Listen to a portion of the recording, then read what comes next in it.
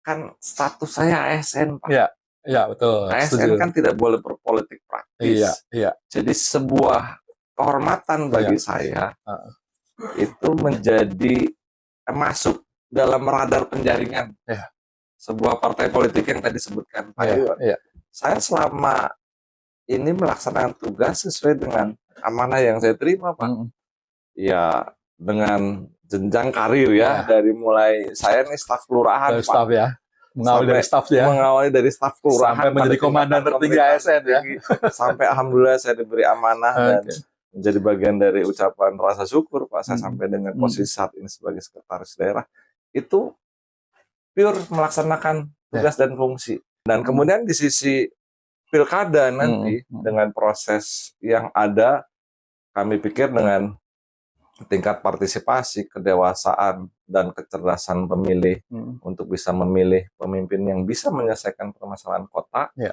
Dan kemudian yang kedua, ya kita harapkan pemimpin ini pertama bisa melaksanakan sifat-sifat yang diamalkan oleh sifat Rasulullah. Sidik, amanah, fatonah. Bagaimana kemudian yang penting sebetulnya, bagaimana bisa menjalankan program sesuai dengan ketentuan peraturan perundang-undangan yang berlaku.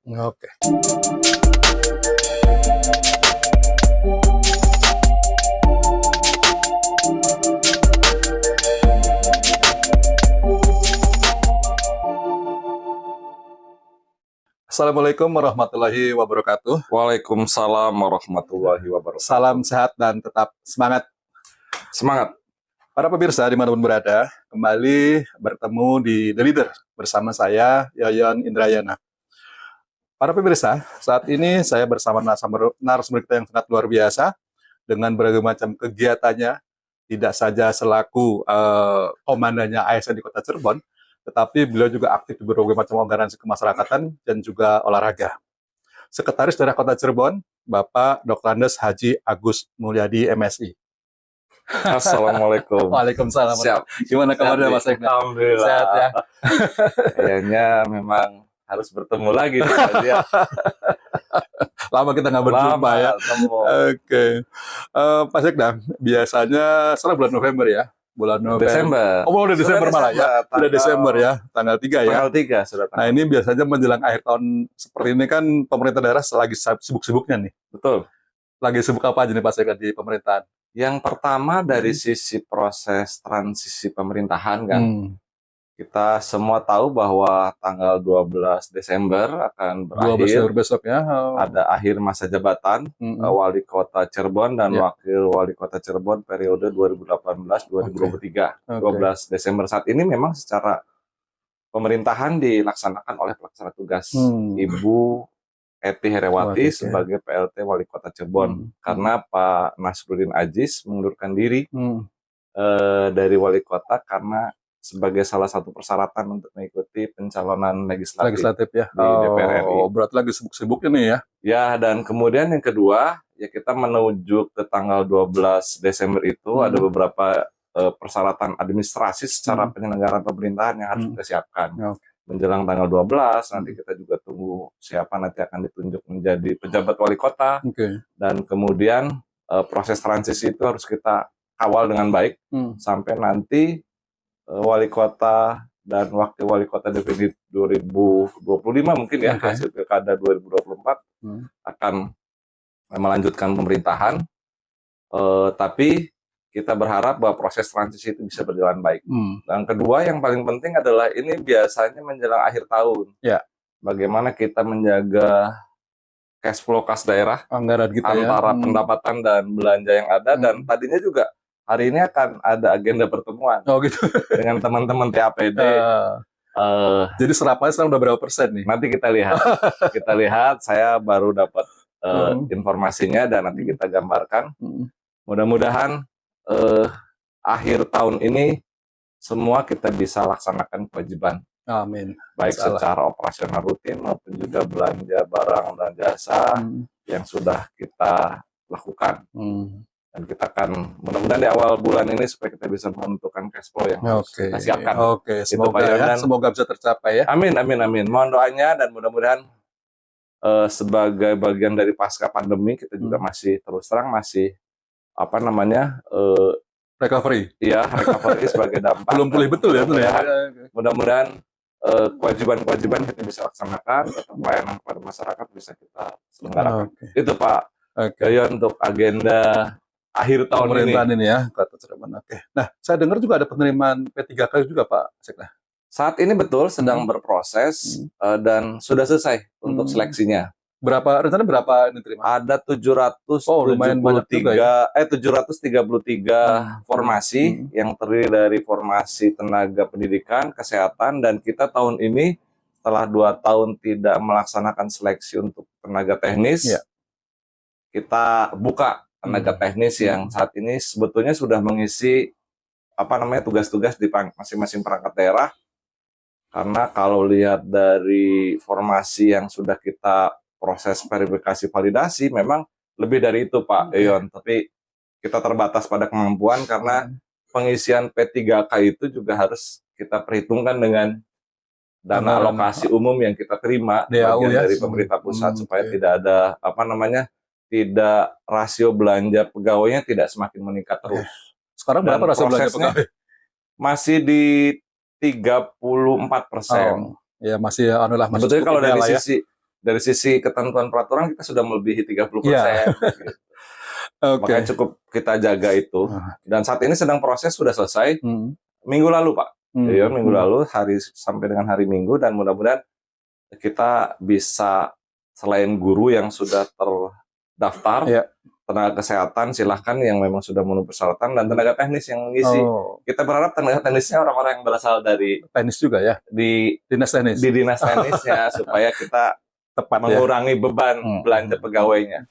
Pak Sekda, untuk sampai pada tahapan ini kan yaitu sampai menduduki jabatan tertinggi di ASN di kota ya, di Kota Cirebon ini, tentunya proses yang Bapak lalui cukup panjang. Tidak mungkin ujuk-ujuk gitu kan ya. Betul. Nah, kalau boleh cerita sedikit perjalanan hidup atau karir Bapak dari masa-masa sekolah barangkali Pak ya? Seperti itu. Mau nggak Pak? Siap, terima kasih Pak Yon. Kalau masa-masa sekolah saya sebagian besar saya laksanakan di Cirebon Pak. Oh ya. SD, SMP, SMA saya di Cirebon. SMA 1 ya Pak ya? SMA 1. Kemudian saya alhamdulillah melanjutkan ke pendidikan kedinasan ke APDN Bandung. Di Jatinangor waktu itu sudah pertama kali pindah ke sana, dan begitu selesai tahun 90 saya ditempatkan di Kota Cirebon. Nggak tahu ceritanya bagaimana, kemudian dikembalikan lah dari daerah asal pendaftaran, sehingga saya ditempatkan pada unit pemerintahan terkecil di kelurahan. Jadi sejak awal Bapak memang sudah birokrasi Pak ya? Itu tahun 90 Pak, saya mulai 90, sekarang sudah 2023. Sudah 33 tahun. 33 tahun. Sebagian besar hidup Bapak di situ mungkin ya? Sebagian besar hidup saya di sudah di situ, pemerintahan daerah kota. Dan kemudian saya berprinsip bahwa saya tidak puas berada pada satu kondisi tertentu, sehingga pada saat ditempatkan di Kelurahan Pekiringan.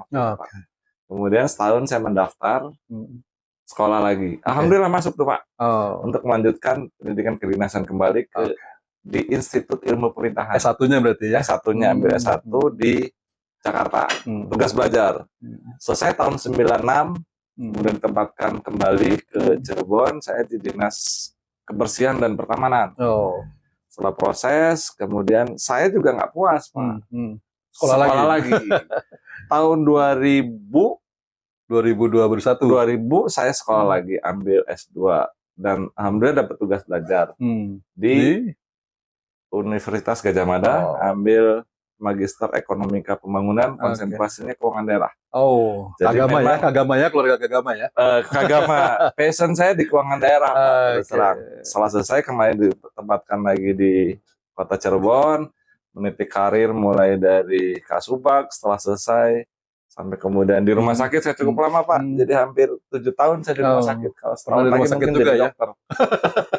Setelah itu kembali lagi ke sekretariat daerah, ditugaskan di Dinas Perdagangan, Alhamdulillah masuk eselon 2, pindah lagi. Oh, jadi mengawali karir eselon 2-nya eselon 2 dinas perdagangan, ya? kembali masuk ke asisten bersama Bapak, sama-sama asisten, terus berkarir dan kemudian terakhir di Badan Keuangan Daerah, dan setelah dari Badan Keuangan Daerah, alhamdulillah kemudian diberi amanah menjadi sekda. Dan saat ini saya sedang mengikuti jejak Pak Yon supaya tidak berhenti pada satu titik tertentu. Saya judulnya sih dokter kandidat, ya. Dokter kandidat ilmu pemerintahan. Promovendus ya. Promovendus di Institut Pemerintahan Dalam Negeri. Saat ini sedang proses penyusunan disertasi. Di tengah-tengah kesibukan, ya harus belajar kembali. Prinsipnya itu Pak Yon, jadi tidak berhenti pada satu titik di mana kita merasa pada sebuah zona nyaman. Ya. Sekolah itu menjadi bagian dari tuntutan. Untuk bisa mengasah daya analisis belajar kita. Itu sampai akhir hayat. Sampai akhir hayat. Saya mudah-mudahan Pak Yon juga bisa selesai. Amin. Mudah-mudahan selesainya sama nih. Okay.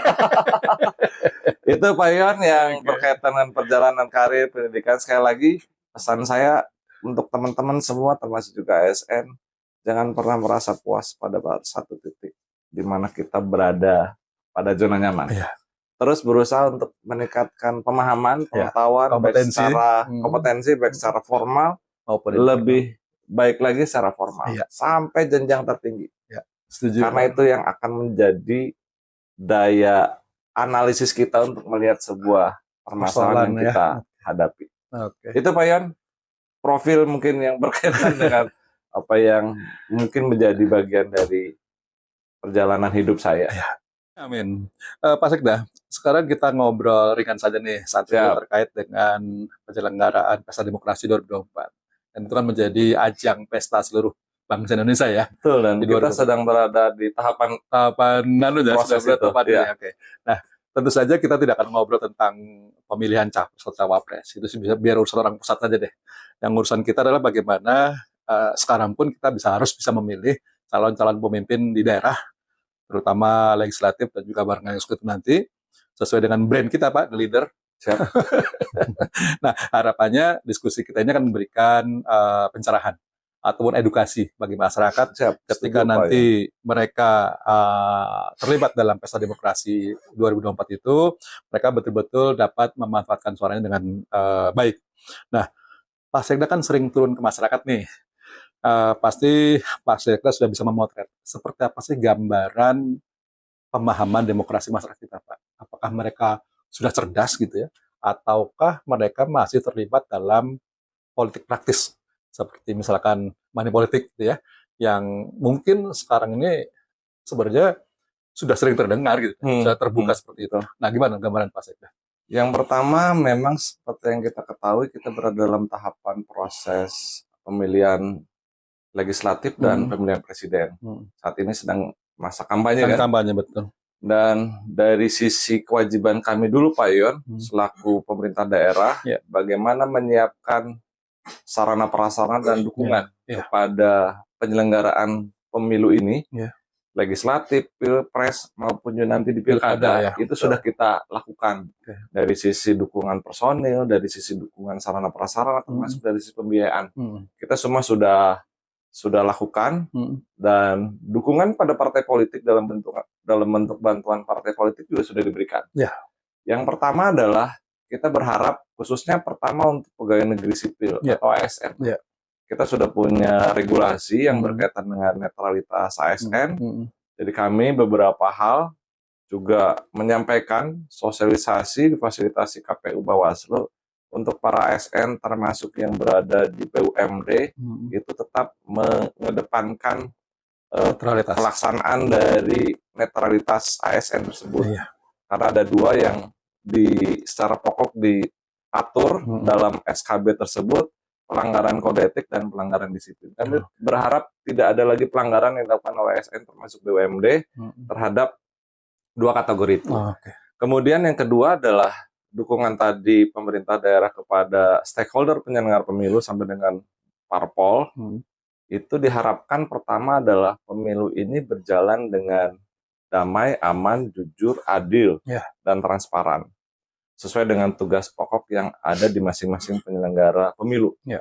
Dan rasanya pembiayaan yang kami lakukan termasuk juga untuk TNI dan Polri, untuk pengamanan ya. juga sudah kita berikan. Siapkan, ya. Baik di 2023 ini untuk persiapan di pemilu 2024 maupun juga nanti di pemilu 2024. Jadi 2 tahun anggaran sampai ya? Ya. Untuk pilkada. Kita sudah siapkan, tapi untuk pilkada kan memang belum ada tahapannya. Kemudian dari rangkaian yang sudah kami lakukan, memang yang kita berharap pertama adalah tingkat partisipasi masyarakat untuk memilih itu bisa diharapkan meningkat. Karena berdasarkan Pileg yang tahun 2019 itu memang sekitar 80%. Kita harapkan kita bisa meningkat di 90%. Itu dari sisi jumlah kualitas angka partisipasi. Nah, tinggal bagaimana kemudian bisa meningkatkan kualitas dari angka partisipasi tadi, Pak Yon. Ya, artinya tadi, bagaimana masyarakat bisa memilih siapapun, baik di calon legislatif di 3 tingkatan. Karena tahun ini kan yang di bulan Februari itu ada 5 varian yang harus kita putuskan, kita pilih. DPRD kota, DPRD provinsi, DPR RI, Dewan Perwakilan Daerah, dan kelima adalah Presiden dan Wakil Presiden. Luar biasa. Yang pertama, saya bayangkan memang para penyelenggara pemilu itu, terutama nanti di tingkat KPPS pasti akan akan mengalami dinamika yang cukup kompleks, termasuk juga bagaimana perhitungan suara pada saat selesai pencoblosan ya. Nah, dari sisi kualitas kita harapkan para pemilih untuk bisa cerdas memilih baik calon legislatif maupun juga nanti presiden yang bisa menggambarkan visi misi yang bisa diterima secara logis. Bagaimana permasalahan-permasalahan kota, permasalahan provinsi, permasalahan nasional itu bisa diselesaikan. Jadi kalau terkait dengan politik praktis ya kita harapkan untuk bisa diminimalkan, kalau bisa dihilangkan. Itu termasuk juga bagaimana peran calon legislatif, termasuk juga dukungan-dukungan TKD TKN untuk bisa bagaimana memberikan pemahaman kepada pemilih untuk bisa memilih secara cerdas. Itu Pak Yon. Kalau politik praktis terkait dengan money politik sampai dengan saat ini memang evaluasi tahun sebelumnya tidak ada satupun yang secara normatif bisa dibuktikan dan bisa diproses secara mundur.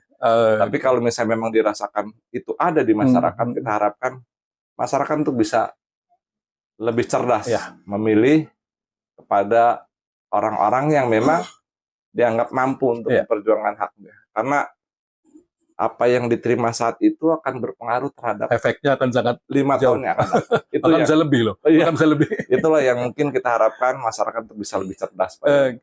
Nah, Pak Sekda, kalau kita lihat bahwa meningkatkan pemahaman masyarakat akan demokrasi itu kan menjadi tugas pemerintah dan tugas partai politik juga. Betul. Ya kan? Betul. Nah, selama ini ada nggak yang pemerintah daerah ataupun partai politik yang lakukan untuk meningkatkan kecerdasan masyarakat itu?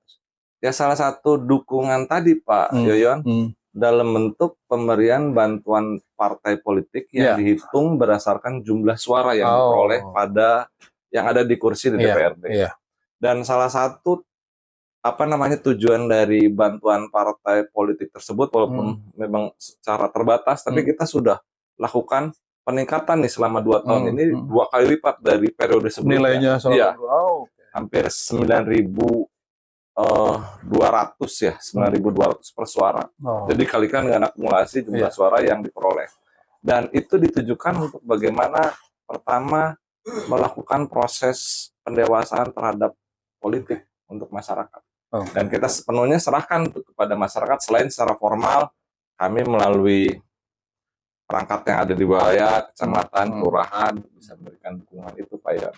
Salah satu tujuan kita karena kita nggak boleh terlalu masuk ke dalam rumah tangga di partai politik tersebut. Nah, Pak Sekda, kalau kita lihat bahwa sekarang kan banyak bacalek-bacalek muda nih, banyak generasi muda gitu. Setahu saya ya, kalau kita lihat dari banyak baliho-baliho yang tersebar itu, umumnya mereka tuh masih fresh graduate artinya belum punya pengalaman gitu. Nah, dalam pandangan Mas Eka, apa nih fenomena seperti apa yang dalam pandangan Mas Eka? Yang pertama ini sebagai sebuah fenomena yang positif, Pak Yayan, bahwa generasi muda, apalagi yang kemudian fresh graduate, untuk bisa berpartisipasi secara aktif dalam kehidupan penyelenggaraan pemerintahan. Karena DPRD itu kan salah satu dari dua matra yang berkaitan dengan penyelenggaraan pemerintahan. Kepala daerah, eksekutif, dan DPRD. Jadi dengan mereka masuk atau mengikuti kontestasi di legislatif itu sebagai sebuah sinyal positif. Sehingga mereka, walaupun mereka belum punya pengalaman sebenarnya, Pak. Kalau pemahaman itu kan pertama dari sisi apalagi fresh graduate yang minimal di sarjana Pak yang dihasilkan dari pendidikan yang kita peroleh di strata 1 itu kan sebetulnya bagaimana kemampuan analisis kita terhadap sebuah permasalahan. Kalau baru kemudian nanti kita harapkan bimbingan teknis baik dilakukan oleh DPRD maupun dari partainya untuk bisa memberikan bagaimana sih regulasi-regulasi yang berkaitan dengan penyelenggaraan pemerintahan sehingga fungsi-fungsi yang diemban baik legislasi, pengawasan maupun juga budgeting itu bisa dilaksanakan oleh teman-teman. Jadi saya sih menganggap bahwa itu sebuah sinyal positif. Mereka ingin berpartisipasi dan turut aktif di dalam penyelenggaraan pemerintahan. Kalau ilmu pengetahuan bisa ambil jalan, bisa dipelajari. Tapi yang penting adalah komitmen bahwa setelah masuk itu mereka punya idealisme. Minimal seperti itu ya. Iya. Nggak, saya khawatirnya gini, jangan-jangan mereka cuma ngelamar kerjaan aja gitu. Saya melihatnya sinyal positifnya mereka akan menjadi bagian dari ikut serta dalam proses penyelenggaraan pemerintahan, Pak Yon. Oke, Pak Sekda. Kalau kita lihat bahwa kita kan memilih pemimpin-pemimpin di daerah kita, di Kota Cirebon ini. Nah, pemimpin yang bagus itu kan kalau dia bisa menguasai atau bisa memahami masalah kota ini. Dalam pandangan Pak Sekda, ini bisa menjadi bekal buat teman-teman nanti nih. Sebenarnya masalah utama kota ini apa sih, Pak? Kalau masalah utama sebagaimana yang kita tetapkan dalam rencana pembangunan jangka menengah daerah dan saat ini kita sedang menyusun rencana pembangunan jangka panjang daerah, Pak, karena kita sudah habis nih, PJPD ya, termasuk juga dokumen transisi perencanaan di rencana pembangunan daerah. Ada beberapa isu strategis berkaitan dengan apa permasalahan yang ada di Kota Cirebon. Selain yang pertama adalah bagaimana kemudian kita bisa menurunkan angka kemiskinan. Saat ini kemarin dampak COVID itu kan kita di 10,32, 2 digit, Pak. Tapi kemarin kita sudah bisa turunkan di 2022. Tapi itu menjadi bagian dari PR kita. Bagaimana kemiskinan dan kemiskinan ekstrim itu bisa diturunkan. Di sektor perkotaan harusnya bisa kita minimalkan. Kemudian kedua, prevalensi stunting kita masih cukup tinggi. Walaupun kemarin ada 30,6% kita stunting, kita bisa dengan dukungan semua stakeholder kita bisa tekan sampai 17 terakhir kemarin, dan kita berharap di tahun 2023 ini bisa ditekan sampai 12. Sebenarnya kan stunting terkait dengan kemiskinan ya, Pak ya? Ya, kaitannya dengan kemiskinan, termasuk juga dengan penyakit TBC yang saat ini sudah juga menjadi bagian dari atensi kita, karena TBC itu juga hampir sama, Pak, dengan penyebaran dengan COVID kemarin. Kemudian yang ketiga adalah infrastruktur kita. Bagaimana kita target di 2024 ini yang kemarin sudah disetujui, bagaimana infrastruktur yang ada itu bisa kita pelihara dan berfungsi dengan baik, termasuk juga infrastruktur jalan, infrastruktur drainase, bagaimana fungsi ruang publik itu bisa kita pelihara. Itu yang menjadi permasalahan, selain ketimpangan di sektor wilayah selatan yang menjadi bagian dari bisa dioptimalkan. Itu sebetulnya bagian dari, selain secara sosial, misalnya tadi bagaimana kita bisa meningkatkan angka partisipasi pendidikan dari tingkat yang cukup kaget juga dari TK ke SD itu ternyata masih rendah, Pak. Masih kurang lebih saya informasi dari Dinas Pendidikan masih 65%. Gitu. Tapi dari SD ke SMP sudah bagus, SMP ke SMA sudah bagus. Nah, ini yang problem ini dari PAUD ini yang ke SD ini kemana nih? Apakah mereka kemudian di rumah saja, atau bermain-main di rumah, ataukah kemudian ada sektor lain yang kemudian menunjang? Ini yang mungkin salah satu PR kita termasuk meningkatkan indeks pembangunan manusia, terutama yang paling perlu kita dorong itu adalah di daya beli. Daya beli kita kenapa rendah, Pak? Daya beli kita dibandingkan dengan pendidikan dan kesehatan masih. Karena kemarin terus terang dampak pandemi itu juga menjadi bagian dari penurunan daya beli selain menjaga inflasi yang menjadi tujuan utama. Karena kalau inflasinya tinggi, daya beli itu kan pasti turun ya. Turun. Oke. Itu permasalahan-permasalahan sebetulnya yang dihadapi oleh Kota Cirebon dan kita berharap siapapun nanti pemimpinnya dengan memotret kondisi berdasarkan permasalahan ada, insya Allah sih Kota Cirebon bisa semakin lebih baik. Selain juga yang paling penting bagaimana kemudian sektor pariwisata itu bisa tumbuh, Pak Yon. Karena kita kan itu potensi kita ya. Iya, karena kita nggak punya sumber daya alam, kita lahan yang terbatas, lahan terbatas, kita punya potensi pariwisata yang luar biasa. Tinggal bagaimana itu sektor pariwisata itu bisa membawa multiplier efek pada masyarakat yang ada. Ya, dan sektor pariwisata biasanya paling cepat untuk bisa mengenerate sektor-sektor yang lain. Iya. Gitu ya, Pak? Betul. Banyak sektor yang bisa didongkrak kalau kita bisa menunjang pariwisata. Oke. Pak Sekda, ini luar biasa ya. Artinya dengan permasalahan yang sedemikian pelik ya atau kompleks. Kompleks sekali ya. Dihadapi di perkotaan ya, Pak. Ya, di perkotaan ya. Ya, artinya kita justru harus kita perlu figur pimpinan yang mampu menyelesaikan itu kan, gitu kan, seperti itu kan. Harapan masyarakat seperti itu kan. Kita perlu figur pimpinan yang mampu bisa menyelesaikan masalah tadi. Nah, dalam pandangan Pak Sekda nih, seperti apa sih figur yang kita butuhkan di kota ini, Pak? Yang pertama adalah kami berharap nanti kontestasi baik di Pileg karena itu kan menjadi bagian dari mitra nanti pemerintah daerah. Orang-orang yang duduk di DPRD, legislatif dengan fungsi tadi pengawasan, legislasi maupun juga anggaran. Itu mempunyai komitmen yang kuat terhadap keinginan untuk memajukan Kota Cirebon. Ya. Artinya eksekutif dan legislatif harus punya persepsi yang sama. Karena begitu sudah masuk di dalam lembaga DPRD, kami harapkan sih fungsi mengedepankan kepentingan masyarakat lah yang diprioritaskan. Walaupun juga tidak lepas dari konteks politiknya, tapi ada porsi atau besar, bobot lah ya, sehingga diskusi berkaitan dengan pembahasan untuk melaksanakan fungsi itu bisa lebih baik gitu.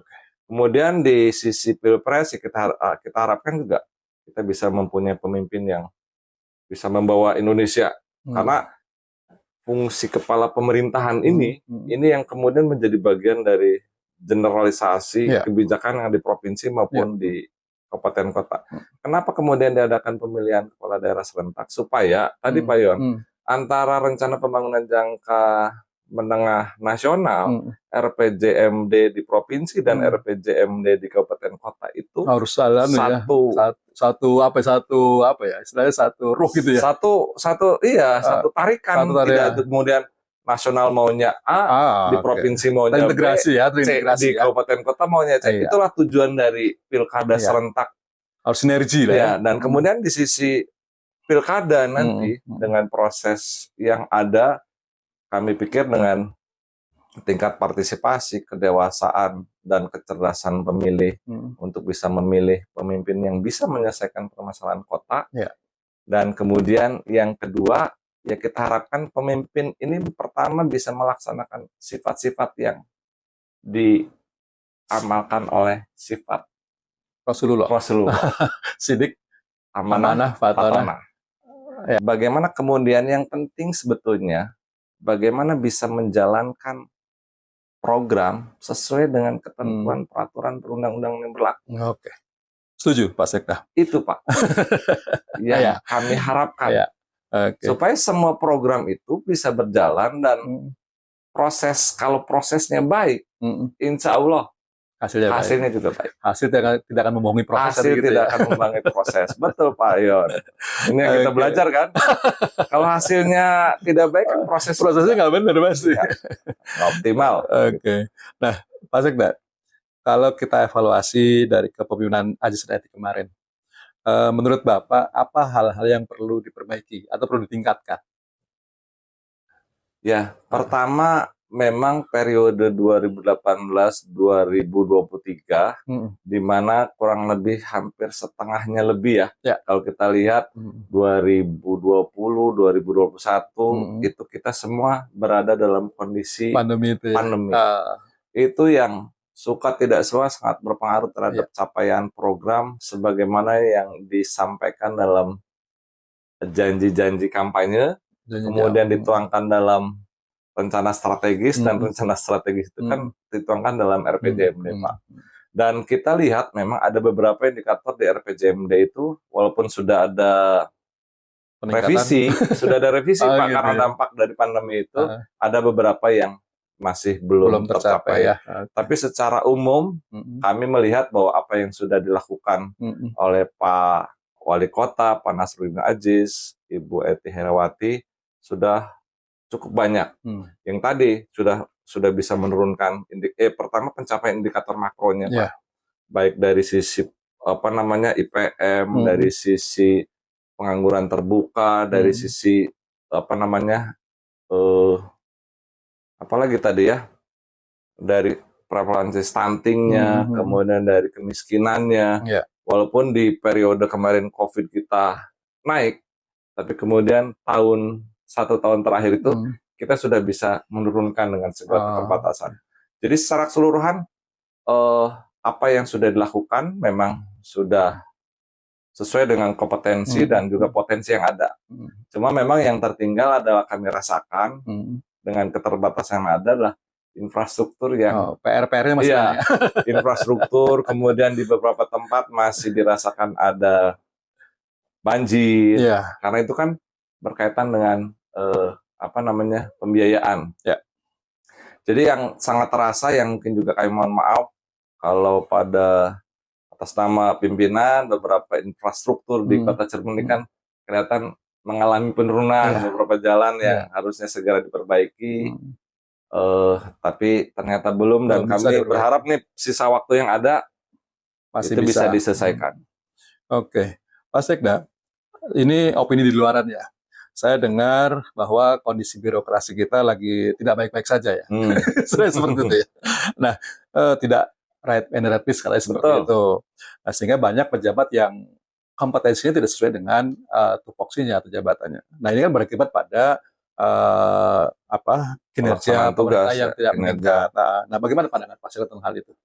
Jadi memang sistem rotasi, mutasi, promosi itu kan harusnya punya parameter yang lebih pada pendekatan objektif, Pak Yon. Meminimalkan pendekatan yang sifatnya subjektif. Selama ini memang kita belum memiliki parameter yang berkaitan dengan penilaian objektif tersebut. Merit system belum diterapkan. Nah, sedang kita proses menuju itu. Sehingga saya juga memahami teman-teman pendekatan dari sisi ASN ini kan bisa dua cara. Secara keseluruhan, Pak. Satu melalui peningkatan kinerja, supaya bisa menunjukkan bahwa dia layak untuk dirotasi, promosi. Yang kedua adalah pendekatan subjektif. Dan dua-duanya memang berjalan. Tapi lebih dominan dan kelihatan saat ini lebih dominan pada sifatnya subjektif. Sehingga beberapa teman-teman yang lihat mungkin kami juga tidak tidak mengelak bahwa ada proses-proses penempatan yang tidak sesuai dengan kompetensinya. Dan saat ini kami sedang menuju secara bertahap ke arah itu, baik dari sisi remunerasi, dalam bentuk tunjangan perbaikan penghasilan, semuanya berdasarkan ada proporsi 60 yang kita bisa identikan sebagai tunjangan yang sifatnya dinamis, melekat ke gaji, dan 40 yang kinerja. Nanti ke depan kita akan terus kurang itu yang dinamisnya, kita dorong ke lebih ke yang statisnya lebih dorong ke dinamis. Nah, untuk yang dinamis kita tidak saja berbasis absensi, tapi juga berbasis laporan kinerja harian. Jadi kinerja harian yang diverifikasi oleh atasan langsung. Kemudian yang kedua adalah ya mulai 2004 kita mau nggak mau melaksanakan merit system. Supaya tadi unsur-unsur yang sifatnya subjektif itu bisa diminimalkan. Unsur-unsur yang objektif sesuai dengan parameter yang ada di merit system itu bisa kita depankan. Insya Allah 2024 harus ya. Insya Allah tadi supaya semuanya itu memang berproses. Betul. Ya artinya teman-teman di legislatif pun harus memahami bahwa reformasi birokrasi ini kan sesuai dengan arahan Pak Presiden harus kita bisa terapkan gitu ya. Betul. Nah, Pak Sekda, tujuan reformasi birokrasi kan menciptakan birokrasi pemerintah yang profesional ya, dan juga berkinerja tinggi, bebas dan ber-KKN, mampu melayani publik dan segala macam itu. Nah, dalam pandangan Pak Sekda yang sudah berpengalaman dalam birokrasi nih, dalam berapa tahun Pak? 30 tahun lebih ya? 30 lebih. Sudah cukup lama Pak di birokrasi ya? 35. Oke. Nah, seberapa besar optimisme pemerintah kota untuk dapat melakukan reformasi birokrasi di 2024 besok? Kalau dari sisi roadmap-nya sudah kita petakan, Pak. Oh gitu ya. Roadmap reformasi birokrasi itu sudah kita miliki. Oke. Dalam bentuk peraturan kepala daerah. Oh sudah ada perdanya malah ya? Perkada ya. Tinggal sebetulnya roadmap itu bisa kita implementasikan. Ada tahapan yang harus kita lalui. Tinggal bagaimana kemudian nanti kita berharap salah satu tugas pemimpin nanti yang akan menjadi bagian dari penyelenggara pemerintahan itu bisa melaksanakan roadmap yang sudah kita susun. Karena di situ sudah ada, termasuk juga salah satunya adalah tadi pelaksanaan merit system. Sehingga kita berharap semua punya ASN itu semua punya perlakuan yang sama. Tidak kemudian semua harus melihat atau menggunakan unsur subjektivitas tadi itu ya. gitu asal bapak senang gitu ya. Kita harapkan roadmap itu bisa dilaksanakan. Kalau roadmap itu dilaksanakan insya Allah sih Pak, sebetulnya selama kemudian ada keinginan dari pimpinan, optimisme itu insya Allah bisa kita capai. Pak Sekda, kalau dari kalangan ASN atau birokrasi, saya rasa mungkin mudah memahami merit system. Tapi bagaimana pandangan teman-teman di politik atau di legislatif terhadap hal itu? Ya kita harus berikan pemahaman Pak, bahwa semua itu adalah terukur dan semua ada parameternya. Selama kemudian ujungnya kan Pak, bagaimana kemudian talent pool yang ASN lakukan itu kan masuk ke dalam 9 box. Jadi orang-orang yang berada di box 7, 8, 9 itulah yang layak. Orang itulah yang layak. Jadi kalau orang yang kemudian mohon maaf barangkali ada usulan atau masukan atau rekomendasi dari teman-teman tokoh masyarakat atau DPRD misalnya atau siapapun, selama masuk ke 7, dalam 8, 9 box itu saya rasa bisa kita dorong karena itulah yang layak Pak. Dan ini harus diberikan pemahaman. Dan ASN juga harus memahami. Dan bagaimana mereka bisa masuk box 7, 8, 9 itu kan bagian dari kinerja Pak Yon. Iya, betul. Oke, Pak Sekda, ini saya dengar Bapak masuk dalam penjaringan Partai Golkar untuk wali kota 2024. Ini gimana nih pandangan Bapak nih? Itu gimana? Saya sih kan status saya ASN Pak. Iya betul. ASN kan tidak boleh berpolitik praktis. Jadi sebuah kehormatan bagi saya itu menjadi masuk dalam radar penjaringan. Sebuah partai politik yang tadi disebutkan Pak Iwan. Saya selama ini melaksanakan tugas sesuai dengan amanah yang saya terima Pak. Ya dengan jenjang karir dari mulai saya nih staf kelurahan Pak. Staf ya. Mengawali dari staf kelurahan sampai menjadi komandan tertinggi ASN ya. Sampai alhamdulillah saya diberi amanah dan menjadi bagian dari ucapan rasa syukur Pak. Saya sampai dengan posisi saat ini sebagai sekretaris daerah itu pure melaksanakan tugas dan fungsi. Orang lainnya akan menilai. Dan kalau kemudian masuk radar penjaringan sebuah kehormatan, tapi bagi saya tetap fokus di dalam pelaksanaan tugas jabatan tugas sekarang ya. yang saat ini Tapi menjadi amanah. tetap siap kan untuk itu ya? Saya ASN, Pak. Siap, harus siap ya. Harus siap ditempatkan di mana saja gitu. Saya kan ada jalurnya, Pak Yon. Oh gitu. Ada jalurnya. Oh ya. Jalur Artinya karir gini. secara struktural Oke. kan sudah jelas nih. Oke. Saya di sekretaris daerah. Iya. Karir tertinggi di kabupaten kota. Nah, artinya Bapak sudah finish dong Oh enggak. di ASN. Di Enggak. ASN di kota ini. Di kota ini kan gitu. Nah, artinya kan nggak salah kalau misalkan Pak Sekda terjun ke Belum terpikir. Belum terpikir. Belum terpikir. Saat ini justru saya malah mengejar karir yang lebih tinggi. Oh gitu ya. Mudah-mudahan. Karena gini Pak Sekda, saya dalam pandangan saya, Bapak punya cukup potensi yang bagus ya di kalangan ASN terutama. Saya rasa Anda layak lah untuk dicalonkan sebagai pimpinan daerah atau wali kota gitu tuh. Kenapa? Karena kita tahu bahwa selama ini kan kombinasi politikus di pemerintahan itu kan ya hasilnya di Kota Cirebon ini belum maksimal. Sehingga dalam pandangan kami dan teman-teman itu kita perlu ada pimpinan daerah yang merupakan kombinasi dari politikus dan birokrasi. Dan mungkin saat inilah kalau saya sih nggak sebagai birokrasi. Ya, birokrasi gitu kan. Tapi birokrasi dan politikus. Sama aja lah ya. Beda, Pak. Birokrasi dan politikus. Iya. Beda ya? Ya, bedanya di mana? Birokrasi politikus dan politikus birokrasi kan? Nggak, politikus dan birokrasi. Ya, pakai dan. Siap.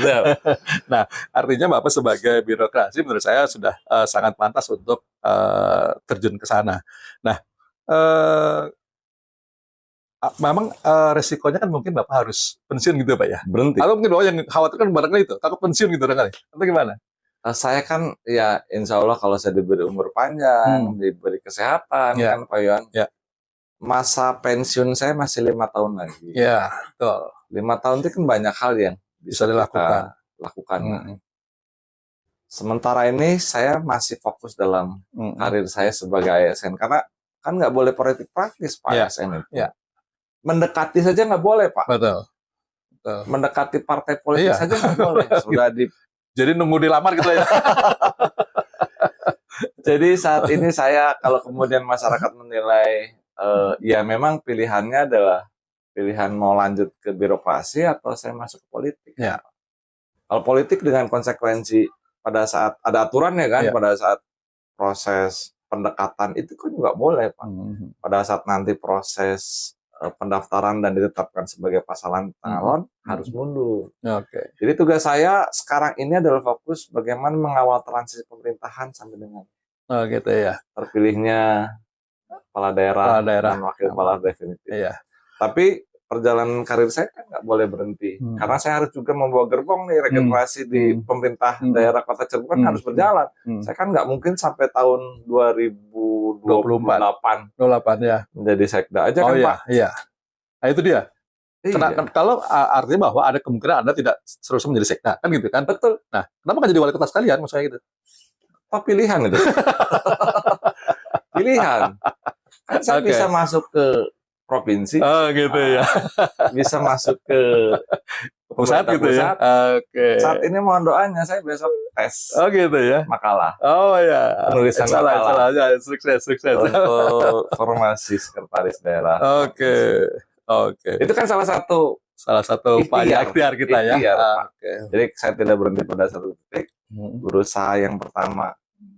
Ya bagaimana kemudian proses itu berjalan. Oke. Apakah hidup itu pilihan ya? Apakah kemudian saya tetap di karir birokrasi atau ke politik? Tapi ada nggak berapa persen gitu minat ke politik ada nggak? Udah gitu aja deh. Minat ke politik ada nggak gitu? Nggak ada. Bener nih. Betul. Oke Pak Sekda. Luar biasa Pak Sekda diskusi kita pada siang ini. Semoga apa yang kita diskusikan dapat menjadi pencerahan. Terima kasih Pak Yon dan sudah diundang di podcast The Leader. Mohon maaf beberapa kali dijadwalkan bergeser terus ya.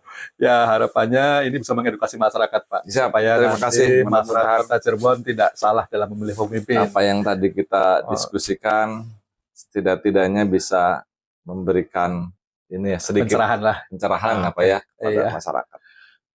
Oke, demikian pemirsa. Terima kasih Pak Sekda, Pak Siap, Dr. siap Andes Haji Agus sama-sama. Mulyadi, Terima MSc. kasih untuk semuanya, Pak Ya. Yon, sahabat saya ini.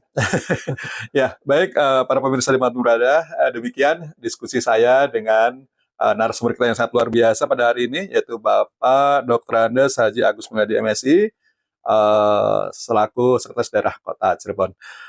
Terima kasih atas perhatiannya, dan jangan lupa untuk like and subscribe agar The Leader tetap dapat menampilkan informasi yang terbaik buat Anda sekalian. Terima kasih. Wassalamualaikum warahmatullahi wabarakatuh. Salam sehat dan tetap semangat. Waalaikumsalam warahmatullahi wabarakatuh.